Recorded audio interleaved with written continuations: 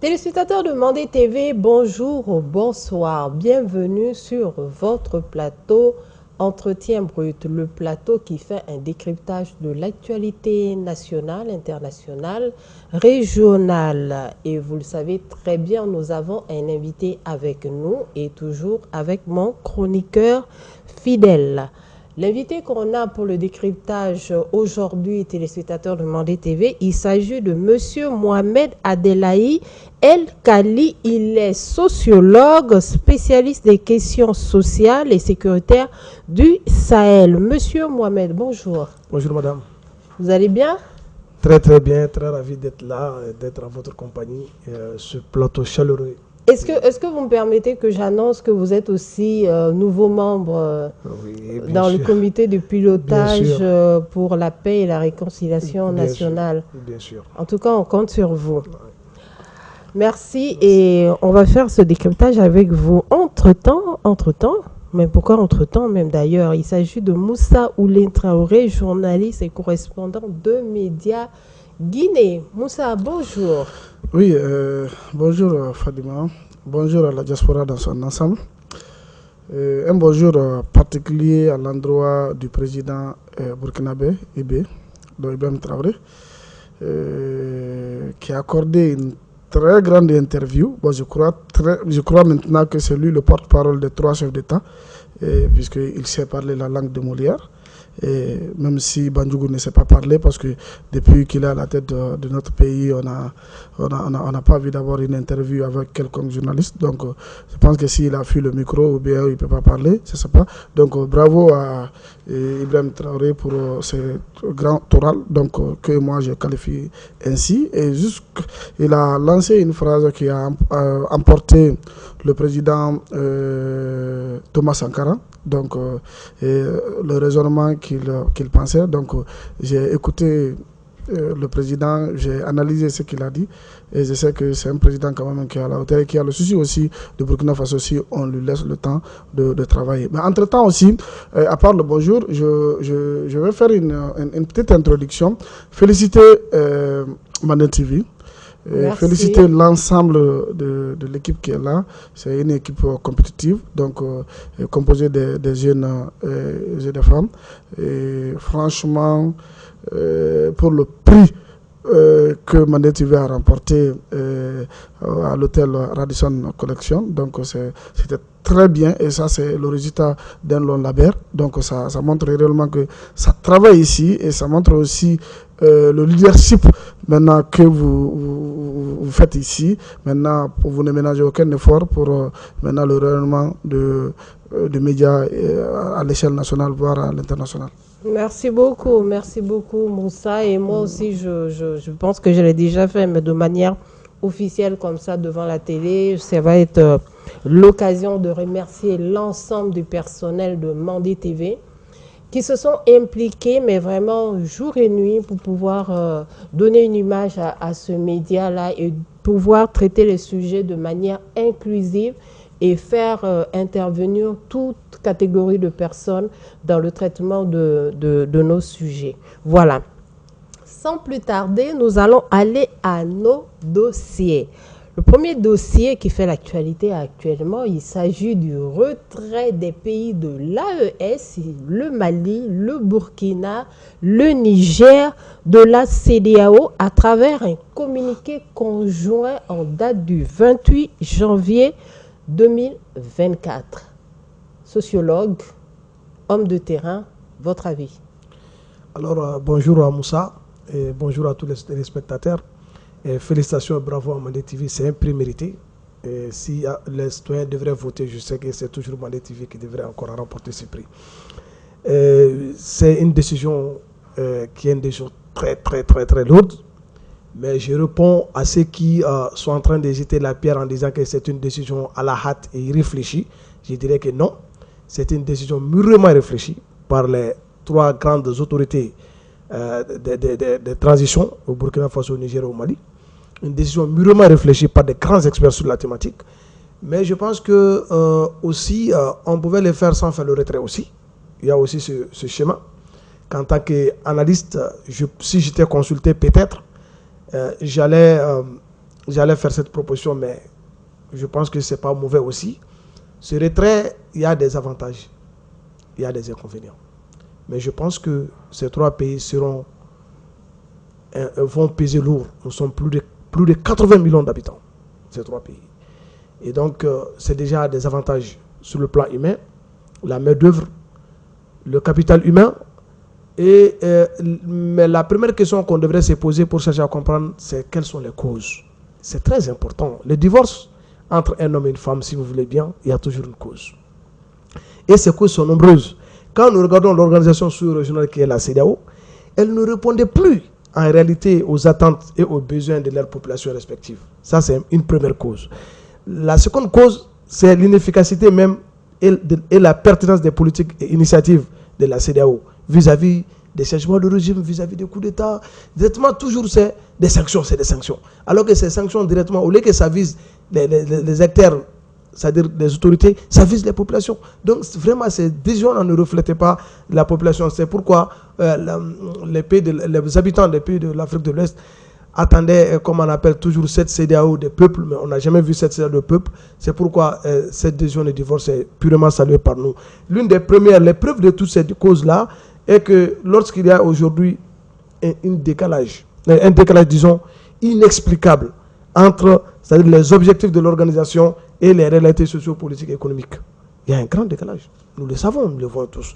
Donc, je voulais d'abord m'arrêter sur les causes, avant de donner la parole peut-être à Moussa, pour continuer sur les conséquences et les avantages. Moi, je pense qu'il y a beaucoup d'avantages, et je répondrai encore, je dirai encore une fois de plus, que c'est une décision mûrement réfléchie par nos autorités de la transition. Moussa, par rapport à ce que Mohamed vient de dire, est-ce que s'il faut mettre sur la balance les causes, les avantages, vous, c'est à quel niveau? Oui, je le rejoins cette fois-ci. Vous savez, souvent à notre plateau précédent, on n'était pas sur la même longueur d'onde, mais aujourd'hui quand même, je le rejoins puisque je suis nationaliste. Ça, c'est dans mon âme. J'ai à moi l'obédience, je suis sectouriste. Donc, vous savez, pour qu'une maison soit bien faite et bien bâtie, il faut que le soubassement soit solide. Moi, j'ai compris depuis le début, dès la création de cette organisation sur-régionale, le soubassement n'était pas aussi solide que ça.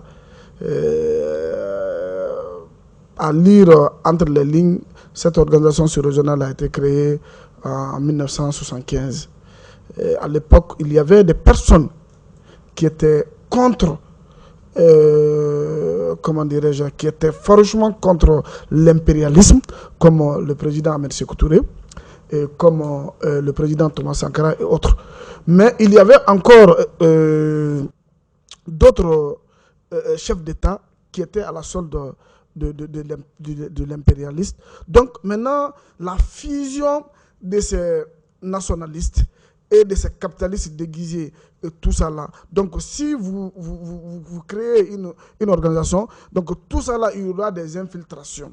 C'est pourquoi, dès le début, cette organisation, dès sa création, il y a eu toujours des choses. Parce que, comme mon ami vient de le dire, la création, la cause fondamentale même qui fait que le Mali doit partir, et depuis longtemps, Alpha Condé faisait ces déclarations par rapport à cela, puisque quand le pays a été envahi, quand le Mali a été envahi, quand le Burkina a été occupé, quand le Niger, maintenant une partie du Niger aussi a été occupée, la CEDEAO a été où? Et pourtant, nous avons des pays qui devaient accompagner. On a vu avec l'Union européenne, quand la Russie a envahi l'Ukraine, on a vu toute cette mobilisation de fonds, on a vu aussi militairement que sur le plan matériel, maintenant toute cette énergie qui a été dégagée par l'Occident pour pouvoir soutenir l'économie. Et tout ça. Maintenant, quand le Mali a été envahi pendant plus de 10 ans, la CEDEAO était où? Ça, c'est une question qu'on doit... Maintenant, c'est que les gens posent comme problème. Moi, j'ai vu souvent sur des plateaux, il y a des Maliens même qui analysent, qui disent que si nous sortons dans ce CEDEAO, il y aura les personnes, la circulation des personnes et de leurs biens, les libres circulations, tout ça là. Il y aura même des pays qui vont demander les visas, tout ça là. Maintenant, c'est que, je ne sais pas ils ont étudié dans quelle école? Ou bien ils ont étudié maintenant quelle histoire à l'école? Parce que moi, je ne connais pas un pays comme la Guinée, par exemple, ou bien un pays comme le Burkina, comme la Côte d'Ivoire, que tout le monde considère comme notre ennemi juré. Et est-ce qu'un président ivoirien peut regarder un Malien en lui demandant un visa pour rentrer en Côte d'Ivoire, même si le Mali n'est pas dans CEDEAO? Moi, je crois que nos liens historiques maintenant sont beaucoup plus importants que cette organisation. Parce que cette organisation-là, avant même la création, en 1975, la création de la CEDEAO, et les Maliens migraient comment? Est-ce qu'il y avait des visas entre les Maliens et les Sénégalais? Est-ce qu'il y avait des visas entre les Maliens et les Burkinabés? Est-ce qu'il y avait visas? C'est-à-dire, il ne faut pas que les gens essayent de trouver la conséquence à l'inconséquence. Et ce qui est là aujourd'hui, le Mali, les autorités maliennes et les autorités burkinabées, bon, parce que je ne dirais pas, je suis contre l'AES, je ne dirais pas que les autorités de l'AIS, moi je dis... Vous êtes sceptique. Oui, critique, oui, je critique. Moi, quand je dis parce que je suis sceptique, et je sais parce que moi je ne crois pas du tout, mais à la vie, à la durée même de cette nouvelle... Mais est-ce que réellement aussi cette sortie, ce n'est pas pour donner assez de force à l'AES? Oui, c'est ce que moi je voulais dire. Voilà. C'est ce que je voulais dire à mon ami, qu'aujourd'hui, on ne peut pas être dans la CEDEAO et être dans l'AES. C'est une réalité. La CEDEAO, je l'ai dit ici l'autre jour sur ce plateau, la CEDEAO a échoué depuis la veille si vous voulez, entre guillemets, du deuxième coup d'État. La CEDEAO a échoué.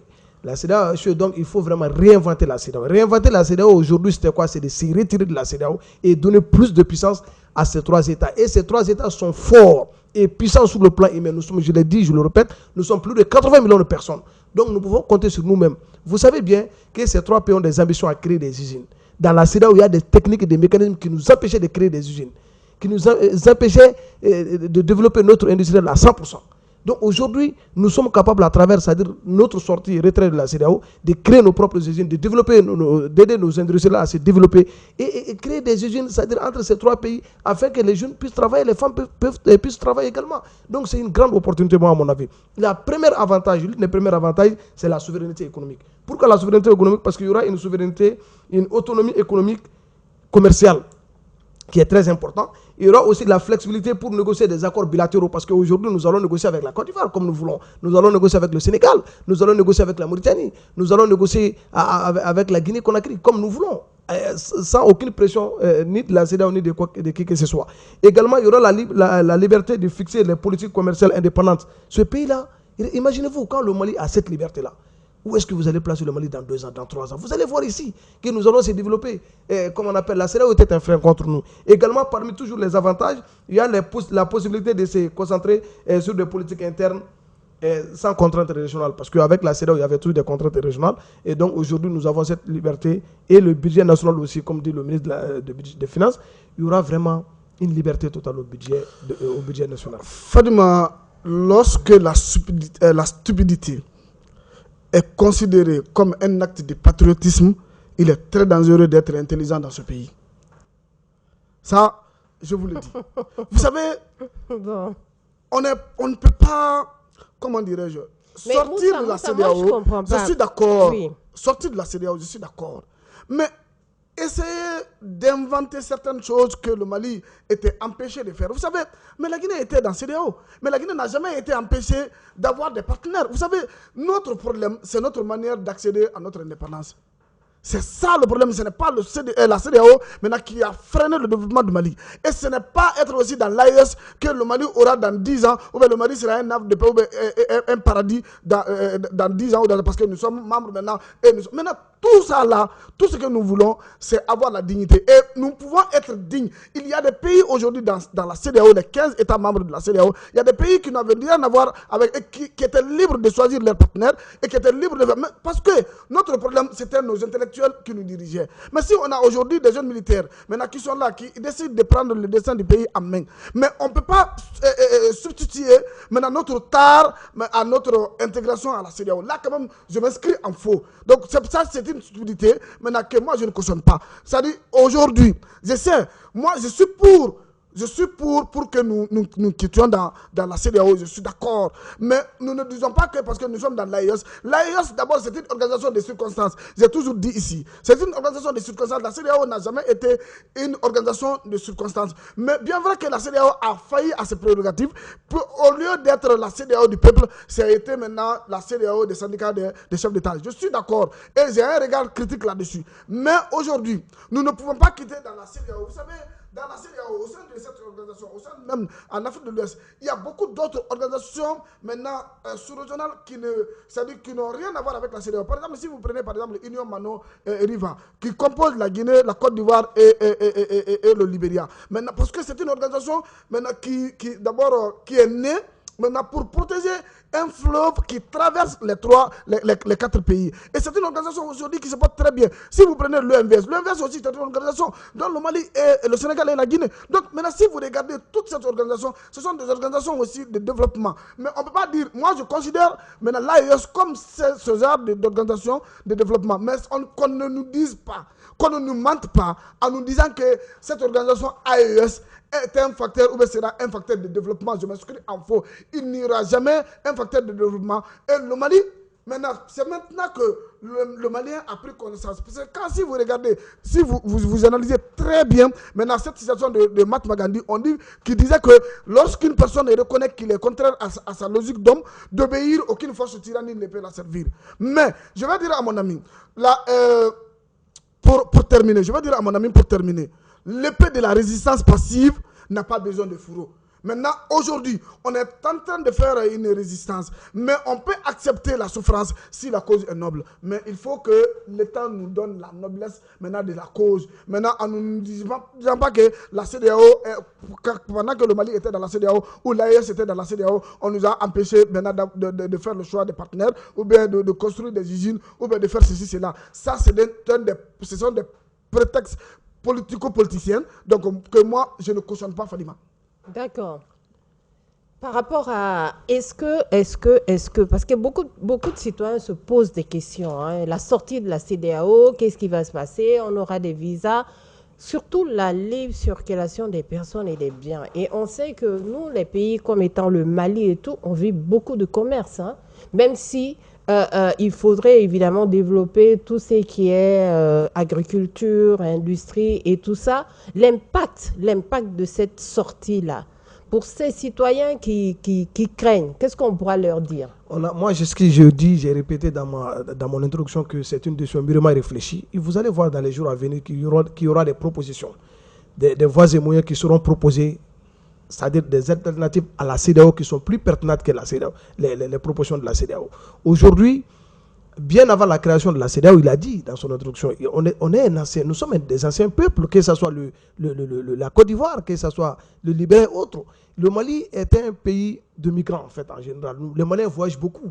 Et donc, aujourd'hui, il va falloir créer des conditions. Nous sommes des États respectueux, la Côte d'Ivoire, le Mali. C'est à nous maintenant de s'asseoir et de discuter. Voilà, maintenant, vous n'êtes plus partie de la CEDEAO. Il faut soit prendre des cartes de séjour, soit on va se tolérer parce que. Est-ce que vous voyez? Donc, il y a ces questions-là qui sont là. Mais ce que je souhaiterais dire à mon frère, que l'AES est issue des réflexions endogènes.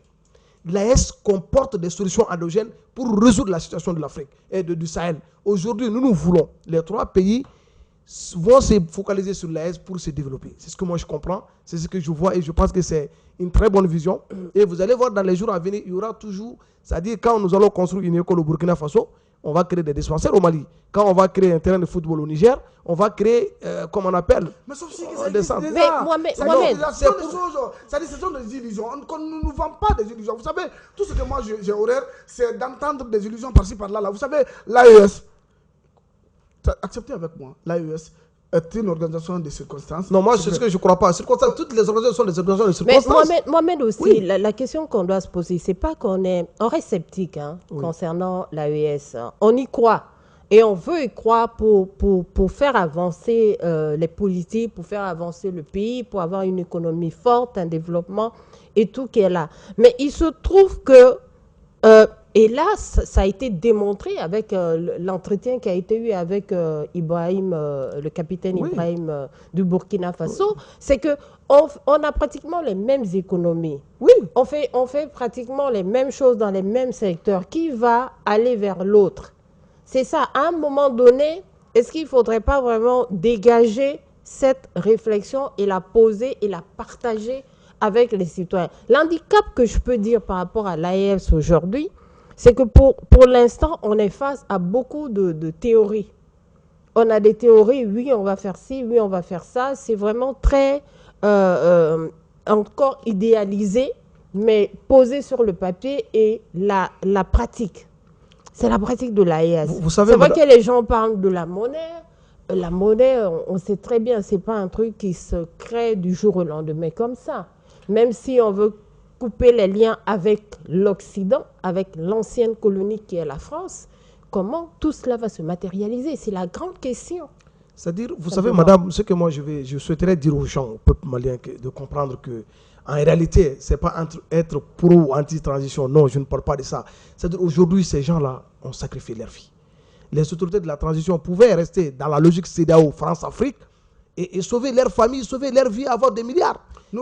S'il vous plaît, non, je parle du peuple, mais ça commence par toi, ça commence par vous et moi, nous tous. On souffre mieux, on souffre plus que... Moi, je ne suis pas dans ce débat, je suis dans le débat que ces gens ont sacrifié leur vie en prenant cette décision. Oui. Et cette décision doit être appuyée par les populations. Et en faisant quoi? C'est ce que j'ai dit, je lance cet appel-là, c'est-à-dire qu'ils expliquent aux gens quels sont les futurs projets.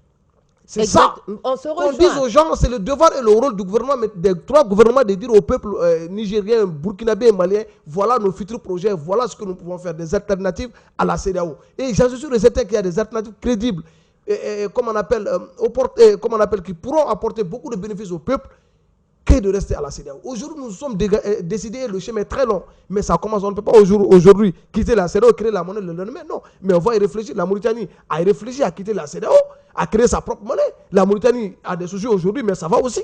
Donc nous aussi, on est obligé de rester là. On va avoir des débats avec ces pays qui ne sont pas de la, qui ne sont plus. Mais Mohamed, quand même, la création de l'AES, c'est depuis le 16 septembre. Oui. Ça fait combien de mois? Vous savez qu'il y a eu beaucoup d'accords entre les trois États de l'AES depuis sa création.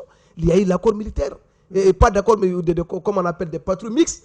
Et dans la zone gourmand. Oui, sur le plan sécuritaire, sur le plan sécurité, sur le plan sportif. Ça fonctionne bien. Sur le plan sportif, ça fonctionne bien. Les Maliens sont partis en visite au Niger. Et les Nigériens sont venus ici nous vendre les expertises. On est en train d'échanger, on va faire des échanges interculturels. Donc voilà un peu, mais les gens ne pensent pas que c'est un coup de baguette magique, voilà le président est sorti, voilà demain on a des résultats. Non, mais il faut que Mme Maïga accepte de souffrir, que moi j'accepte de souffrir, que les autorités de la transition acceptent de souffrir pour qu'on bouge de ce stade-là, voilà, pour qu'on aille en avant. Mais la limite, il y a des limites, il y a des limites quand même à la souffrance. Fadima, je m'excuse, ce qui est marrant dans tout ça là. Oui. Aucun pays en Afrique ne s'est développé dans une organisation. Ça n'existe même pas. Vous savez, tous les pays ont un programme spécifique. Et regardez aujourd'hui les pays qui ont connu des croissances économiques les plus extraordinaires en Afrique. Par exemple, je prends l'exemple sur le Rwanda, par exemple, de Paul Kagame, qui ne s'est endossé à aucune structure ou à aucune organisation sous-régionale, tout ça là ou internationale, pour pouvoir développer son pays. Moi, je ne voudrais pas qu'on substitue le développement maintenant à la création de l'AES. Non, parce mais qu'on va se Moussa, donner la moi, j'ai un problème avec vous, c'est quoi? On a été à l'école, mes parents étaient des paysans, maintenant qui ont souffert pour m'inscrire à l'école, et j'ai été à l'école, maintenant je vais réfléchir à ma manière. Je ne suis pas un récitateur de cours, qu'on ne me dise pas des choses que j'avale facilement. J'analyse aussi à ma manière, donc j'ai réservé pour ça. Donc je vais vous dire, ce n'est pas la création de l'AES, ou bien en substituant l'AES à la CEDEAO, maintenant que le Mali va connaître, maintenant dans un lapsus de temps, un développement galopant, tout ça là, que les autorités, s'ils décident de prendre le destin du pays en main, que nous avons accepté de souffrir aussi avec eux, parce que s'ils disent qu'ils sont partis à la mort, nous aussi on a accepté aussi de mourir avec eux, maintenant parce qu'on n'a pas de courant, on n'a pas d'électricité, on n'a rien, on n'a pas de... On a accepté de souffrir pour que le Mali, maintenant, soit le Mali, et que la dignité qui a été tant... brandi dans le pays, que ce soit une réalité. Et aujourd'hui, on a vu. Maintenant, tout ce que nous voulons, c'est le développement singulier où maintenant, ne serait-ce qu'une lecture maintenant sur le plan du développement individuel du Mali, mais qui ne sera pas endossé aussi au développement de l'AES. Parce que, vous savez, tous ces trois pouvoirs-là, ce sont des pouvoirs très fragiles et très très fragiles. Là, quand même, il faut se dire la vérité. Si le Mali aujourd'hui, si le pouvoir d'Assimi aujourd'hui est solidifié parce que le peuple, maintenant, à 40% ou à 50%, 60%, soutient la transition, mais tel n'est pas le cas au Niger. Je dis toujours, et je vais répéter. Oui, mais en cas de glissement ou en cas de changement du régime au Niger, maintenant, le Niger aussi va se... Parce que si le président qui viendra, est-ce qu'il va suivre la politique aussi qui sera mise par la transition? Je veux prendre la perche que Moussa me tend ici, sous-entend ici. C'est que la grande question de pas mal de téléspectateurs se sont aussi posé la question en disant c'est une décision mûrement réfléchie, on le sait, mais est-ce que aussi cette décision assez subitement ne coïncide pas avec une date, l'échéance pour le Mali par rapport à la transition de février 2024. Ça, vous m'excusez, ça c'est... On se pose des questions par rapport à ça et on se pose des questions aussi sur les autres transitions jusque-là qui sont totalement ouverts. Le Niger, on ne sait pas c'est combien de temps cette période de transition. Moi, je pense qu'aujourd'hui... Le Burkina aussi, on ne sait pas. Donc, ça veut dire que est-ce qu'on n'est pas en train de renverser une certaine tendance? C'est vrai, la CEDEAO a des failles. C'est connu et reconnu. On est unanime là-dessus. Mais entre-temps, est-ce que ce n'est pas une alternative pour pouvoir prolonger à une durée vraiment, vous savez, il faut qu'on soit sincère avec nous-mêmes. Moi, le débat avec Moussa, c'est quoi? Moussa est contre la CEDEAO, comme il a dit. Il a dit depuis l'intro, il dit qu'il est contre l'AES. Mais au contraire, je fais partie des jeunes, je peux entre guillemets, penseurs qui ont réfléchi sur cette comme organisation bien avant la création, mais pas le nom en fait.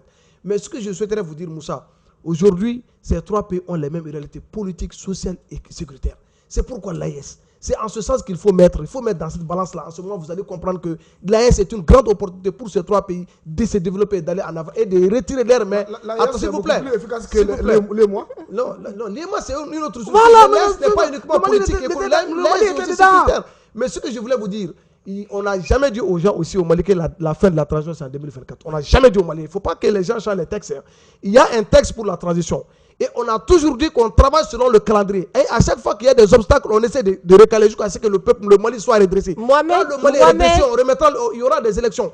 Mais est-ce qu'aujourd'hui le Mali a la capacité d'organiser des élections libres et transparentes? Mohamed, cette décision ou cette phrase ne vient pas de moi. Il y a quelques mois, le ministre Maïga a fait une communication. L'échéance des élections était prévue, sont prévues. On est toujours dans le délai. On a dit sont prévues. Sont prévues pour février 2024. Oui. Mais vous avez vu comme tous les Maliens, et sa sortie a été pour dire que les élections seront rallongées avec un léger report. Oui, un léger report. Ce léger report, là, on ne t'a pas dit c'est 2 mois, 3 mois, 4 mois. Ça peut être 2 ans. Non, ça peut être 3 ans, ça peut être 4 ans. Ce que je veux dire aux Maliens, ce ne sont pas uniquement les élections qui font développer un pays. C'est une réalité. Moi, non. Madame Maïga, il se peut que je suis candidat même aux élections. C'est ce que j'ai dit aux gens. Ce n'est pas parce que je dis il faut prolonger. Je n'ai pas dit de prolonger. Mais on veut des élections parce que le Mali a la carte de la dernière chance dans ses mains. Pour que le Mali ne s'éclate pas, il faut qu'on gère bien cette transition. Pour que le Mali ne devienne pas un pays divisé, il faut qu'on gère bien cette transition. Tout à fait. Et qu'on gère bien cette transition, c'est quoi? Ce n'est pas faire des élections à la hâte et de mettre le pouvoir à quelqu'un qui, 2 ans, ils vont nous vendre à quelqu'un d'autre qui va encore nous recoloniser. Nous ne sommes pas dans ça. Nous sommes aujourd'hui, vous avez vu que cette transition est soutenue. Moi, je pars en brousse, je demande à une vieille qui n'a jamais fait la politique, qui s'en fait de la politique, qui me dit non, je soutiens la transition parce qu'ils ont vu que aujourd'hui, regarde, va voir le drapeau malien vendu à combien de fois par jour. Le maillot de notre équipe nationale. C'est une fierté nationale qui est là aujourd'hui. Dans la transparence également. Non, dans la transparence. Le sens du patriotisme, dans la stupidité, là, quand même, je suis d'accord. Alors, non, vous savez, souvent, qu'on ne joue pas avec nos intelligences. On est d'accord, on est d'accord avec la CEDEAO parce que vous savez, quand une cause est perdue, souvent il y en a des gens qui vont se saper. Je vais d'abord vous rappeler, je vais faire ici, par rapport à la création de l'EMVS. Vous savez, l'EMVS pour la première fois avait été créé en Guinée. C'était dans les années 1970, 68. Voilà. Maintenant, quand il y a eu l'agression portugaise contre la Guinée en 1970, et la Guinée a vu aucun pays membre maintenant de cette structure-là qui a apporté son soutien. Maintenant, c'est la Grèce, c'est de solidarité. Vous savez, non, le soutien par rapport à quoi? C'est ce que je veux que vous compreniez. Non. On a dit que devant la CEDEAO, que ça ne soit pas uniquement économique, que ça soit également militaire. Le Mali a vu la même chose. Le Mali a vu la même chose. C'est pourquoi moi je soutiens le retrait du Mali. Le Mali a vu la même chose. Oui. Quand il y a l'agression, parce que moi je considère ça comme l'agression. Quand le Mali a été agressé en sa partie du nord, et qu'aucun pays, la CEDEAO, maintenant, ne s'est mobilisé pour faire une conférence extraordinaire, maintenant, pour se mobiliser, parce qu'ils ont la capacité maintenant de se mobiliser et de faire un bloc bas et créer un contingent CEDEAO pour déloger les ils ne vont pas le faire parce qu'à l'époque, les gens qui ont agressé le Mali du Nord étaient appuyés par leurs amis. Ils ne vont pas le faire. On a sur la même longueur. Et la CEDEAO, depuis ce jour, a été son opposé. Il fallait disloquer la CEDEAO. Le Mali devait être aidé. Le Mali devait être aidé. Un contingent devait être créé. Moussa Mohamed, on va recentrer tout ça. Moi, je pense que... Non, c'est pour revenir à votre question. C'est pour revenir à votre question. Le Malien qui bouge, qui veut bouger, qui se pose des questions, qui sache que nous sommes dans un pays... comme on appelle un peuple veillant, nous sommes un peuple veillant.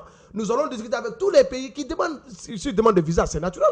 Mais aujourd'hui, on est dans la politique, il y a une politique aujourd'hui en Afrique qui est en train de naître, qui demande à ce qu'on supprime les visas des pays africains. Oui, et puis sortir de retraite de la CEDEAO ne serait pas un frein à ça. Le Rwanda a demandé, oui, le Rwanda est en train de faire. Moi, je vais au Rwanda, je prends mon visa à l'aéroport. La libre circulation des personnes vers bien. Ça ne fera pas de... C'était une question de spéculation dans la CEDEAO. Qu'on arrête la propagande intellectuelle. Merci messieurs. Merci beaucoup. Merci beaucoup Moussa. Il n'y a même pas 3 mois. Moussa, merci beaucoup. On va essayer d'avancer, s'il vous plaît. On va essayer d'avancer. Cette question de la CEDEAO, on l'a très bien compris. Il y a des failles. Ces 3 pays de l'AES sont sortis de la CEDEAO. Mais par contre, je pense que les politiques ou bien les visions doivent être clairement définies et pouvoir impliquer les citoyens. Sur ce, on va clore ce dossier. On va aller avec notre prochain dossier, si vous le voulez bien. Il s'agit de l'annulation de l'accord de paix qui a été annoncé le 25 janvier tout près, par un communiqué, encore une fois, de notre cher ministre Abdoulaye Maïga, et aussi, par la même occasion, la mise en place de la commission de dialogue national, dont vous êtes même membre. Oui. Vous savez, depuis le début de l'accord d'Alger, je fais partie, quand vous regardez mes anciennes vidéos, vous allez voir, j'ai toujours été contre cet accord d'Alger. Parce que cet accord-là ne reflétait pas les réalités sociopolitiques et culturelles du Mali. C'était un accord imposé au peuple malien, même si c'était les autorités élues démocratiquement qui avaient signé. Mais il faut dire que le peuple avait été trahi par ses autorités en signant cet accord. C'est un accord, l'accord d'Alger était un accord pour emprisonner le Mali. L'actuel ministre des Affaires étrangères faisait partie. Non, je n'ai pas dit quelqu'un, moi j'ai dit les autorités. C'est-à-dire que je n'indexe, moi dans mes débats, je ne fais pas de débat de personne. Moi j'ai dit les autorités qui ont signé à l'époque cet accord-là, à mon avis, se sont trompés. Se sont trompés, je ne sais pas s'ils ont lu le contenu ou pas. Moi, à leur place, je n'allais pas signer cet accord. Parce que le Mali était un pays comme des anciens empires. Nous ne sommes pas un pays comme les... Non, nous avons notre propre culture. Nous sommes un peuple vaillant, je le dis, je le répète. On nous a attachés, on nous a remis à notre ennemi. C'est ça l'accord d'Alger en fait. Et donc moi, j'ai toujours rêvé qu'on mette fin à cet accord d'Alger-là, en réalité. Et aujourd'hui, ce que le Mali a besoin, c'est une réconciliation sincère et inclusive pour faire face à tous ces défis énormes-là, vraiment, qui sont un frein pour le développement économique du Mali. Ça, c'est une réalité. Donc mettre à terre ou annuler cet accord d'Alger, moi, je salue. J'ai toujours combattu cet accord d'Alger, et qui ne reflète pas, je le dis, je le répète, les réalités socio-économiques et politiques du Mali. Cet appel des autorités de la transition, pour moi, c'est une bonne volonté. C'est pour vraiment nous dire qu'ils ont entendu le cri de cœur du peuple malien. Quand vous partez à Farabougou, par exemple, vous partez à Bendie, vous partez à Tombouctou, Gao, Kidal, vous allez dire, les gens vont vous dire non. Il faut un dialogue intermalien.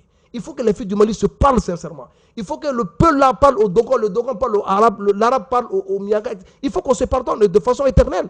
C'est ça le dialogue. C'est ce que nous voulons. Mais il y a des gens qui ne se sont pas parlé. Vous allez voir ce dialogue, comment ça va. Ça va être un dialogue inclusif où tout le monde fera partie, où les gens vont se parler, c'est-à-dire en toute franchise.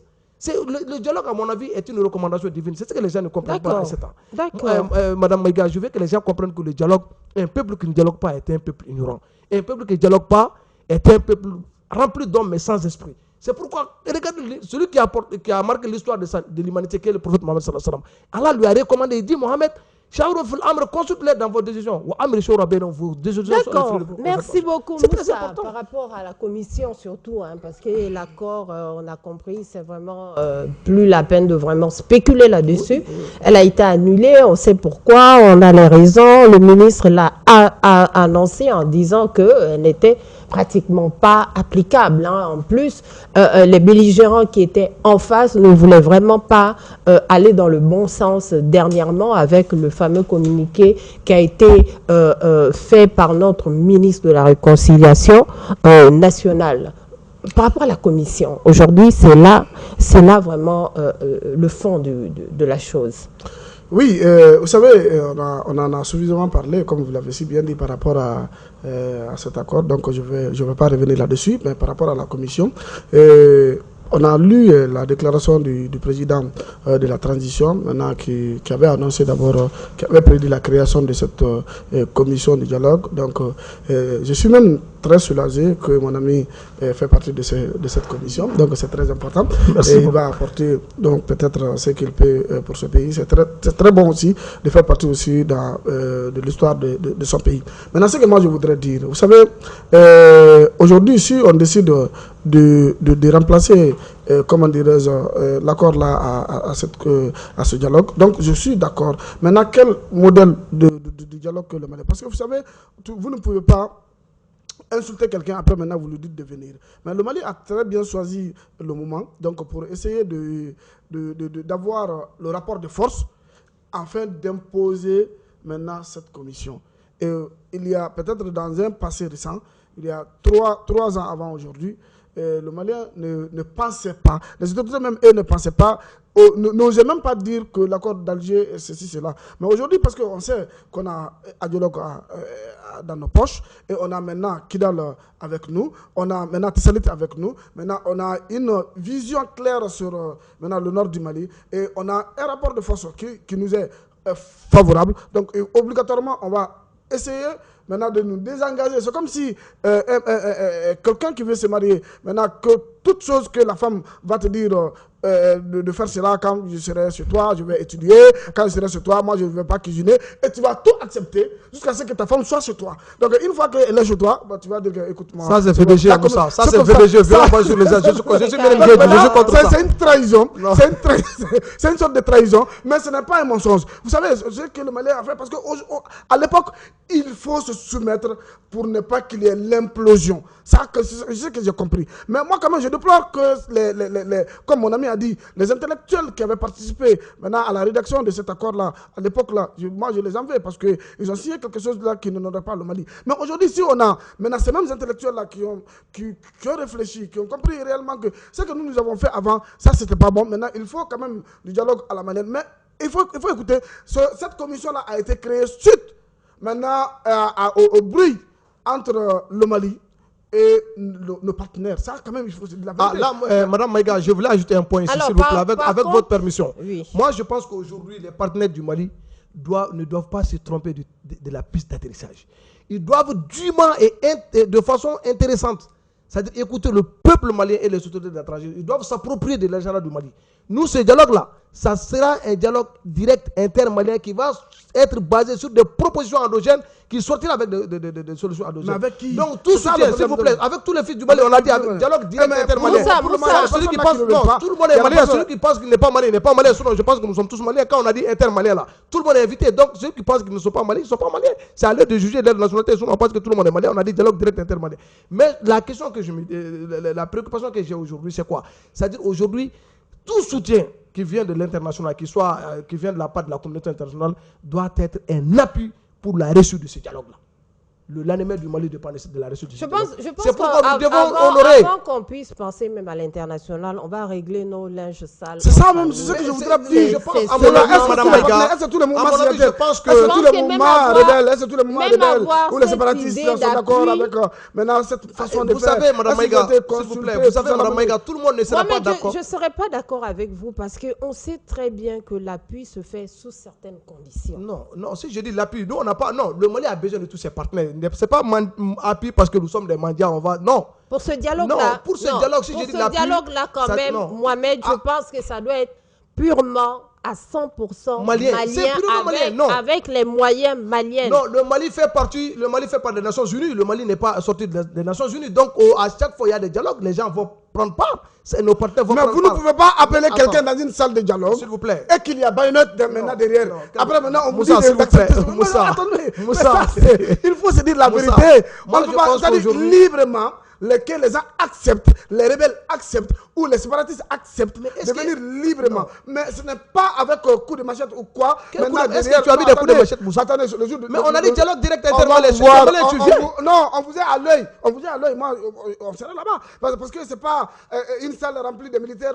Là. Après maintenant, parce qu'il faut que les gens dégagent ce qu'ils ressentent dans ce pays et qu'on accepte le dialogue. On a vu des dialogues dans les pays. On a vu des dialogues au Rwanda et que ça a réussi. On a vu aussi des dialogue en Afrique du Sud et ça a réussi. Pourquoi pas au Mali, ça peut réussir. Mais si les Maliens acceptent maintenant de faire un dialogue très franc et très franc, maintenant dans la sincérité, et que les gens aussi qui participeront maintenant à ce dialogue-là soient aussi sincères, parce qu'il ne faut pas modifier les résultats issus de ce dialogue-là au président, parce qu'on a vu tout ça là, même les simples décrets sont falsifiés dans ce pays. Même les simples décrets sont falsifiés dans ce pays. Donc, cette commission, en tout cas pour les membres, vous avez beaucoup à faire. Vous avez beaucoup à faire. Je sais que le fardeau est lourd. Le fardeau est lourd. Nous demandons les bénédictions. Moi, je ne suis pas là aujourd'hui pour parler au nom de la commission. Ça, il faut que je suis d'accord. Je suis là comme invité. Mais je pense qu'aujourd'hui, la tâche est très lourde.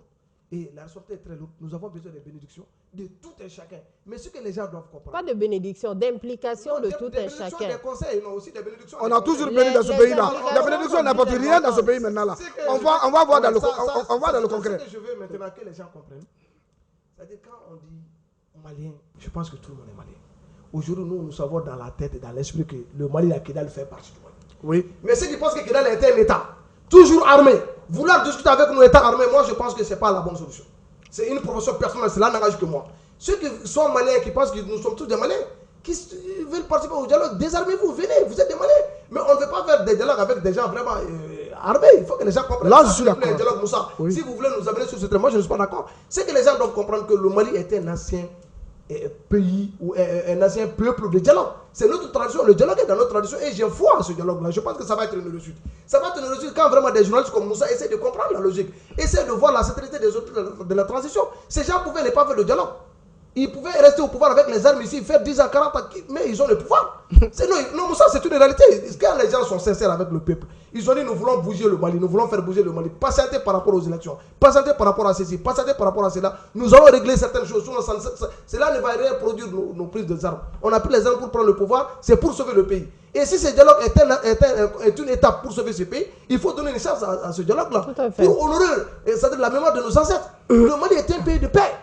Quand même ce qui a à apprécier, moi j'ai pu quand même regarder la liste. Oui. Et il faut le dire, c'est une liste quand même qui est bien constituée. Hein. Bien sûr. Elle est assez bien composée. On a la presse, on a la société civile, on a les chefferies, on a tous les corps de métier et toutes les régions. C'est pas seulement Bamako, hein, c'est carrément bien étendu.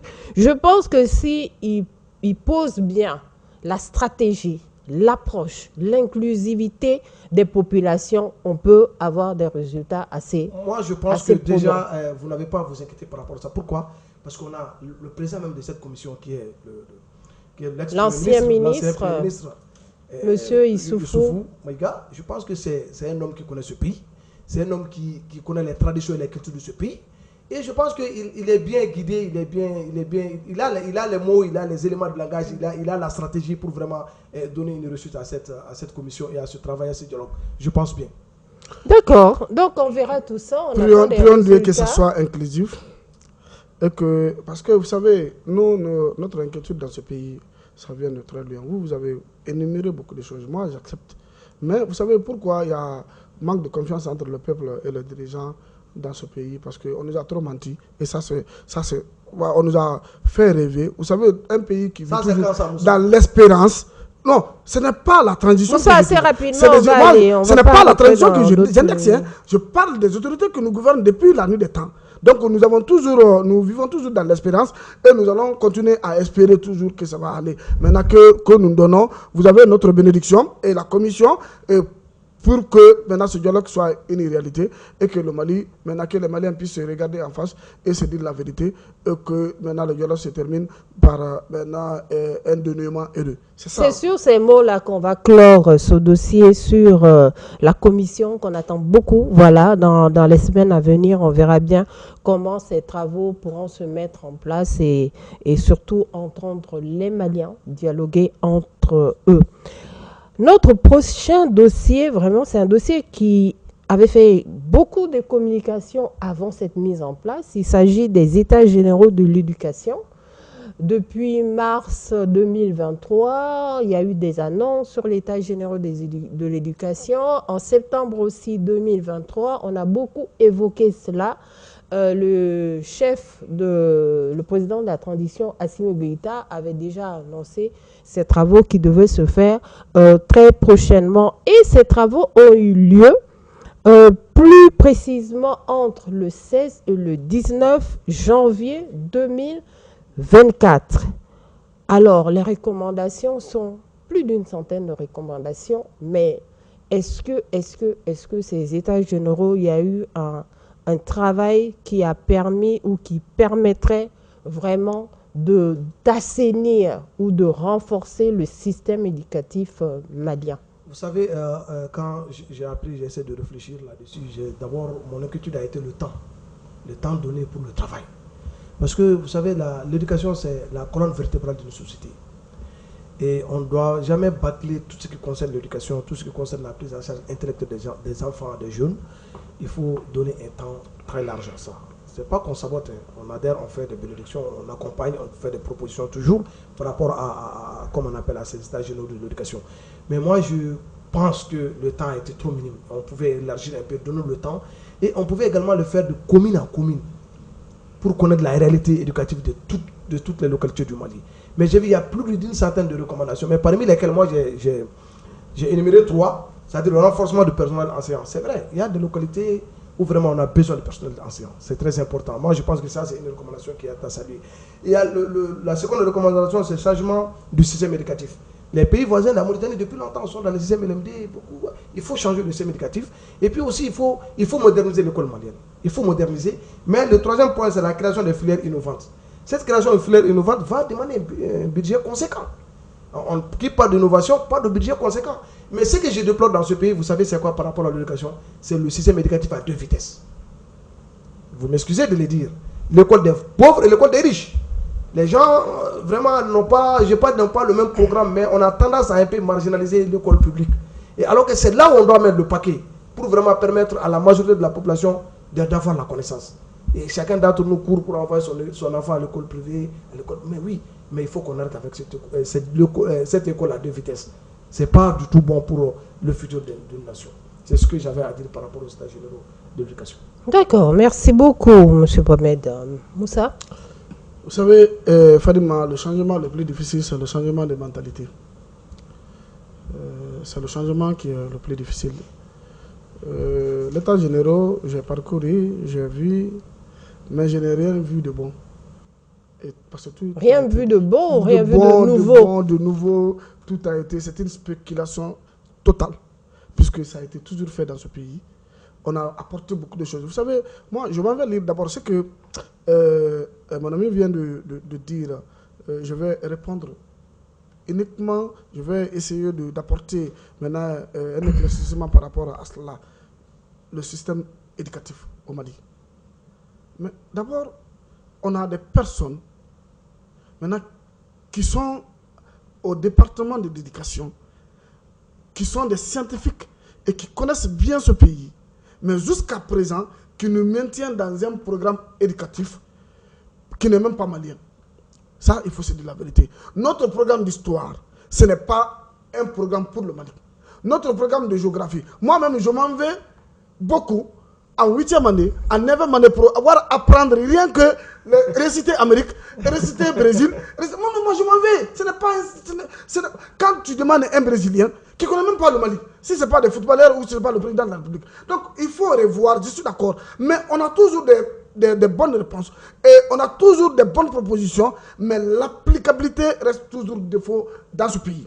Et notre histoire, c'est-à-dire, il y a beaucoup de choses à refaire dans ce pays. Il faut que nous aussi, nous avons décidé maintenant d'apprendre, d'inculquer la dignité dans ce pays et que nous soyons respectés. Il faut que nous étudions maliens et maintenant nous étudions nos valeurs et nous étudions nos cultures. Et quand vous me demandez aujourd'hui, vous savez, il y a une chose qui m'a attiré l'attention, que je me suis mis à étudier le Bambara. Vous savez c'est quoi? Quand je donnais cours dans une école privée, il y a un de mes élèves qui est venu me demander, monsieur, que veut dire récitation en Bambara? Je ne connais pas. Récitation.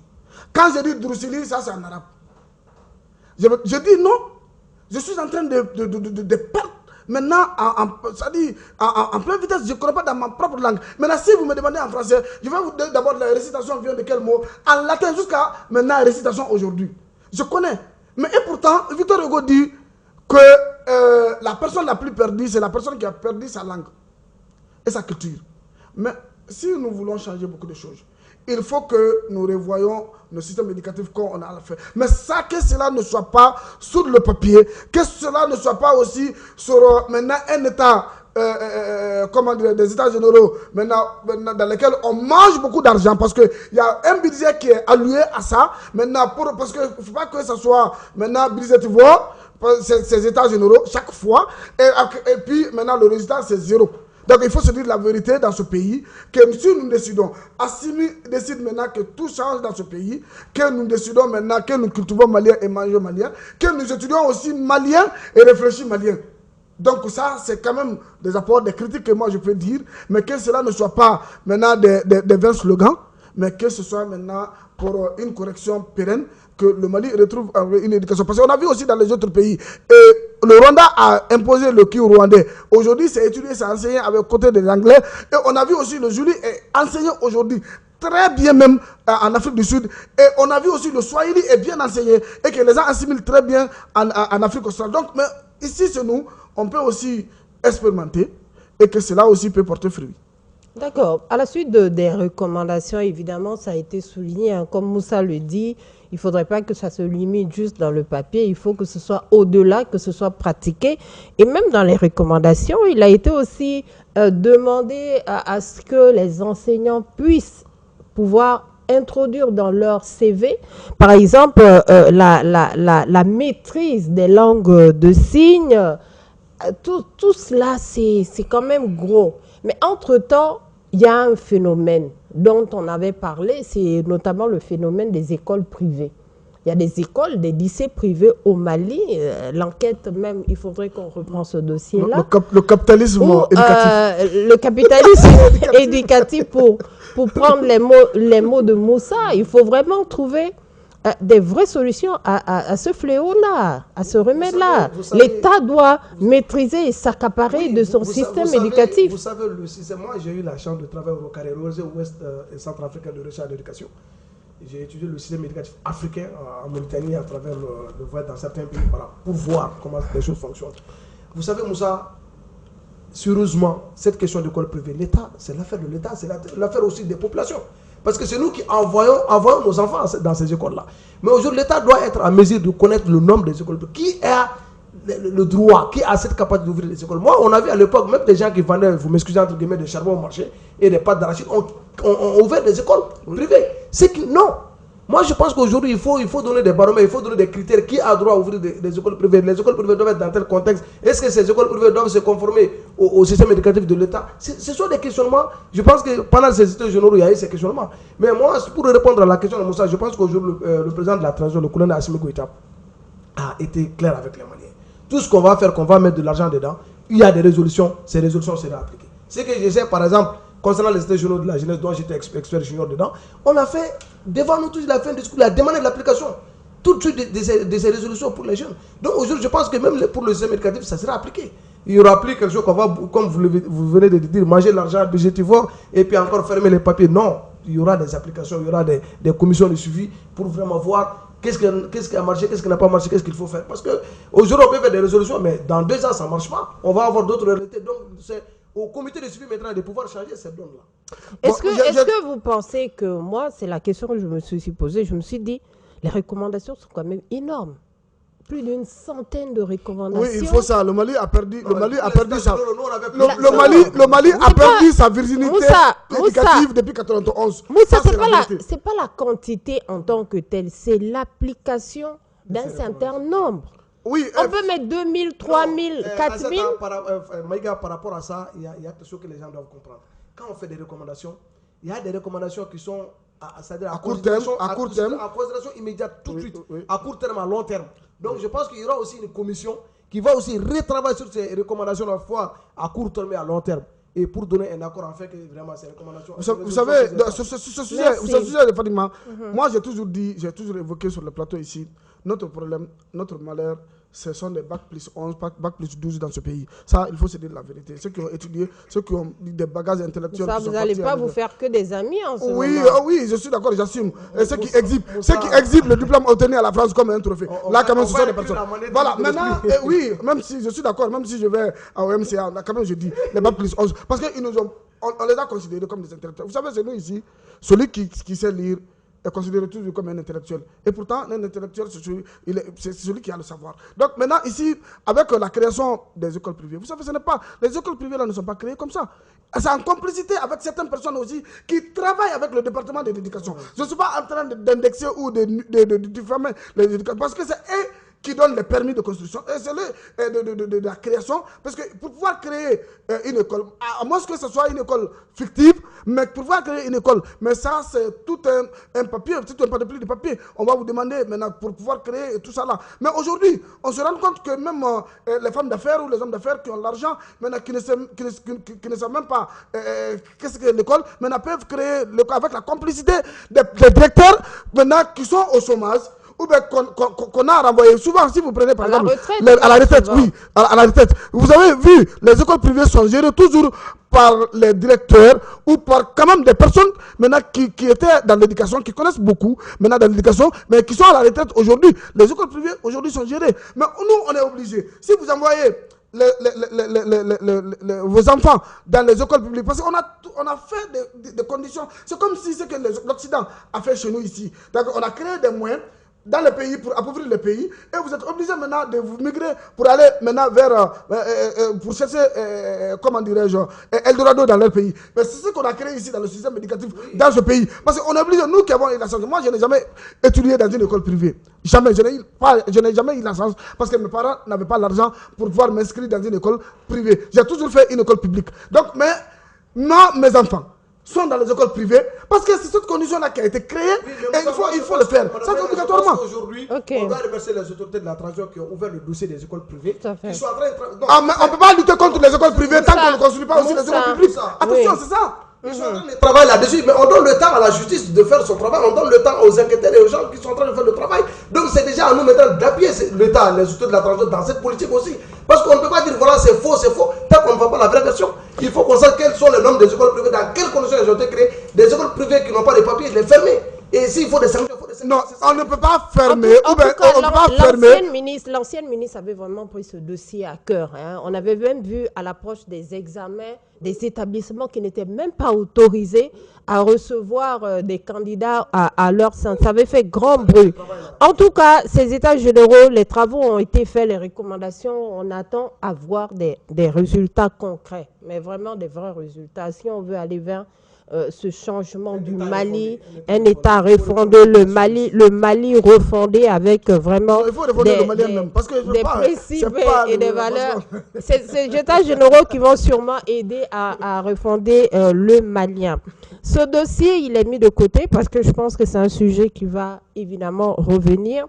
On a un autre dossier qui passe sous la main. Il s'agit des visas d'entrée au Mali pour les binationaux. Il y a beaucoup de confusion par rapport à cela.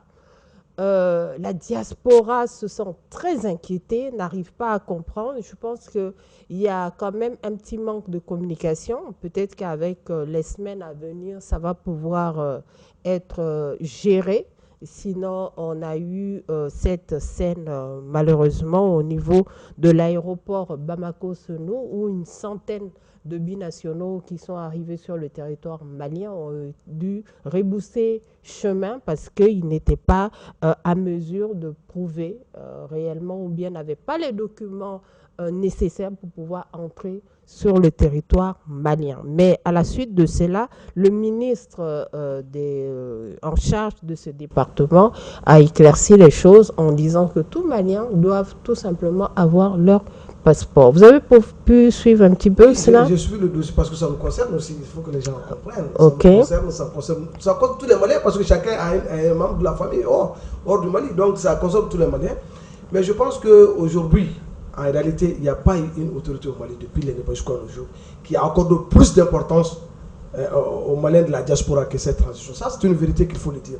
Mais il y a... Mais il faut aller très loin. ATT avec quand même c'est pas mal. Oui. Attends, c'est grâce à lui qu'on a pu avoir... C'est le grand du Mali. Oui, Alexandre ATT, c'est un président que j'aimais plus que tous les présidents d'Afrique. Voilà, je l'ai dit. Je me souviens quand il était venu de ma classe, quand il était venu pour serrer ma main. Donc ça veut dire qu'avec un peu de réserve, vos phrases... Pour ce commentaire à la Guinéenne. À la Guinéenne, voilà. Okay. Mais aujourd'hui, je pense qu'il y a eu, comme vous l'avez si bien dit, il y a eu une mauvaise communication dans les deux parties. Les gens devraient communiquer. Mais on peut être malien et résident aux États-Unis, avoir la nationalité américaine, mais il faut toujours conserver ta nationalité si le droit ne te retire pas ta nationalité. Mais il y a eu le problème de la communication qui a fait défaut. Moi, à mon avis, l'appel que je lance, il faut que les autorités communiquent sur ce sujet-là. Parce que c'est un dossier sensible. Ça fait beaucoup de frustrés. Des gens qui viennent souvent, ils ont tout abandonné. C'est-à-dire qu'ils n'ont même plus de quoi. Ils ont des gens qui viennent, ils veulent rentrer, d'autres, c'est pour faire un séjour. Mais s'ils sont obligés de retourner aujourd'hui, en retournant, ils n'ont même pas de quoi se nourrir la semaine prochaine. Parce que vous savez, l'Occident, c'est des calculs. C'est pas comme chez nous. Moi, je peux aller manger chez Moussa, il peut aller manger chez moi. Donc, vraiment, il faut qu'on communique sur le dossier, qu'ils traitent le sujet et vraiment qu'ils mettent les malins de la diaspora en l'aise. Ça, c'est vraiment notre vie, notre sujet. Merci beaucoup, Mohamed Moussa. Oui, vous savez, souvent, l'un des plus grands défauts de cette transition, j'avais toujours dit, c'est le manque de communication. Et il m'a rejoint, ça, je suis d'accord. Et vous savez, un tel sujet qui est d'une très grande envergure, et moi je dirais une décision très sage, parce que moi, vous savez, j'affronte ce problème à la longueur de la journée. Si vous êtes malien, vous résidez en France, et que vous avez eu la nationalité, vous avez le passeport français, maintenant vous devez avoir le passeport malien. Si vous avez le passeport malien, si vous voulez venir au Mali, vous savez, souvent nos soeurs ou nos frères qui sont là-bas, excusez-moi du terme, maintenant qui sont là-bas, qui n'accordent aucune importance maintenant à nos papiers, à nos documents, aux documents maliens. Maintenant, qui viennent même à l'ambassade ou bien qui viennent même au pays, qui disent que moi je suis français, hein, ou bien moi je suis américain. Hein. Maintenant, moi-même, à l'ambassade de Guinée, on passe tout notre temps maintenant à régler ce genre de problème. Il y a certains qui viennent avec le document américain et pourtant qui se disent, qui parlent très bien, qui se disent qu'ils sont guinéens ou qu'ils sont maliens, mais qui ne peuvent pas avoir même moindre document de leur pays. Et que vous voulez vous lever parce que vous avez des documents. À l'époque, on avait accordé beaucoup d'importance aux Français, mais aujourd'hui, un Français et un Malien, c'est à part égal. Maintenant, vous rentrez dans notre pays, maintenant avec le document, et nous aussi, le document que vous réclamez, et nous aussi, nous rentrons dans votre pays, le même document. Donc, si vous voulez avoir la paix de cœur, cherchez le document dignement malien, donc le document malien, pour pouvoir venir au Mali. Maintenant, vous ne pouvez pas vous lever maintenant avec vos documents français, on n'en a pas besoin, puisqu'on n'est pas français. Et si vous avez les doubles nationalités, tant pis pour vous. Maintenant, cherchez le document malien, maintenant pour voyager, pour venir au Mali. Et si vous voulez utiliser vos documents français, utilisez-les en Europe là-bas. Maintenant, pour venir ici, là, mettez-les dans votre sac. Maintenant, voyagez avec vos documents maliens. C'est ça, il s'agit. En tout cas, par rapport à cette histoire-là, moi, je peux dire que le côté, on va dire, un peu positif par rapport à ça, ça permettra vraiment de mettre une bonne base de données à jour. Oui, ça fera en sorte que tout, voilà. Pour organiser des élections à venir, l'élection dont nous rêvons tous, comme vous signalez chaque fois, je pense que c'est une opportunité vraiment pour réactiver encore la base de données. Exactement. Parce qu'il y a des gens qui ne se signalent jamais. Il y a des gens qui sont en Occident. Ils font leur séjour, ils se retrouvent avec le passeport français. Et mais c'est ça, il faut mettre fin. Parce qu'ils ne sont pas français. Même un Malien qui a quitté ici pendant 1 an, il change maintenant de couleur, il n'est plus malien, il est français. Et c'est ça, il faut que ça cesse. Maintenant, si on a le droit d'avoir on n'est pas contre de la nationalité. On n'est pas contre la nationalité, mais ce que nous, on leur demande, c'est de chercher nos documents.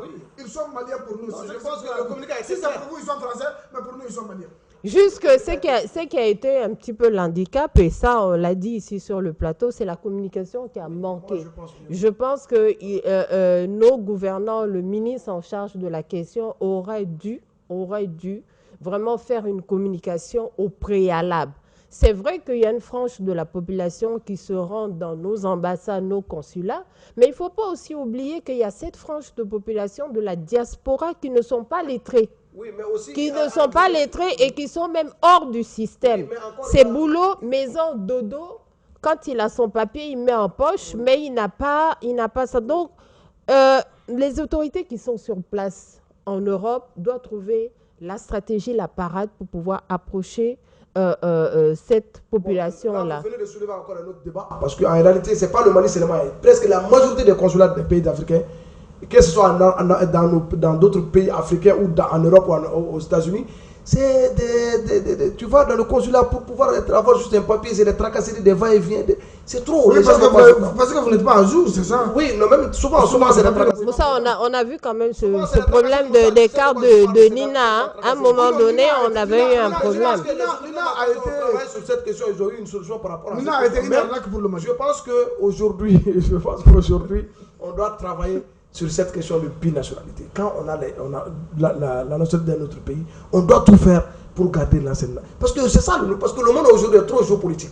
C'est-à-dire aujourd'hui nous sommes dans un pays, je ne dis pas instable, mais qui a de nouvelles données sécuritaires. Donc moi je ne vais pas permettre vraiment à ma soeur Maïga, qui est devenue, je ne sais pas, asiatique depuis 70 ans, ou bien 30 ans, qui veut venir au Mali. Oui, d'accord, tu es malien, où sont les problèmes maliens? C'est très simple, mais il faut aussi que les gens comprennent que souvent à certains consulats, toujours les gens viennent, ils ont des soucis. Ça, c'est une vérité qui peut être... En tout cas, ce problème-là va vraiment casser beaucoup de choses. Hein. Va résoudre aussi certains problèmes. Parce que si on exige aux citoyens d'avoir le passeport, ça veut dire que nos consulats doivent être à mesure aussi de les fournir à temps, de les fournir dans un délai requis pour pouvoir se déplacer. Voilà. Donc, chers co-débatteurs, co-décrypteurs de l'actualité malienne, voilà, cette semaine, on a eu seulement l'actualité malienne. Nous sommes à la fin de notre décryptage. Téléspectateurs de Mandé TV, on a comme invité M. Mohamed Adelaï El Kali. Il est sociologue, spécialiste des questions sociales et sécuritaires et nouveau membre du comité de pilotage pour la paix et la réconciliation nationale. En tout cas, on vous souhaite des beaux travaux. On compte beaucoup sur cette commission pour avoir des résultats assez probants et que les Maliens puissent vraiment se réconcilier, se pardonner et discuter entre elles. Merci beaucoup d'avoir été des nôtres aujourd'hui. Vraiment, c'est à moi de vous remercier. C'est un plateau que nous aimons beaucoup. Nous voulons être là chaque semaine parce que vraiment, c'est un plateau qui est partial et avec Moussa qui est trop chaud. Et vraiment, on demande à Allah subhanahu wa ta'ala de nous assister et aussi de vous donner une santé de fer. Merci. De vous aider dans tout ce que vous en avez besoin. Merci beaucoup, c'est très gentil. Moussa, oui, on se dit à la prochaine. À la prochaine, Fadima, je lance un appel à l'endroit de tous les Maliens et tous les Ivoiriens de mettre la balle à terre. Oui. Le football, ce n'est qu'un simple jeu. On voit ce qu'on voit sur les réseaux sociaux. Donc, je profite de l'occasion quand même pour féliciter les Aigles de Mali pour sa brillante qualification.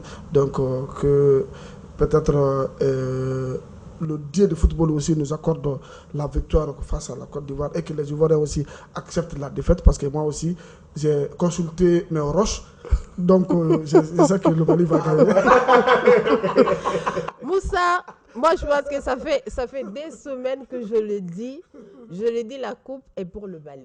Oui, quand j'ai vu que le Sénégal a été éliminé, j'ai dit à la famille... Non, la coupe est pour le Mali et j'espère que les joueurs qui sont là-bas, ils voient le plateau de Mandé TV.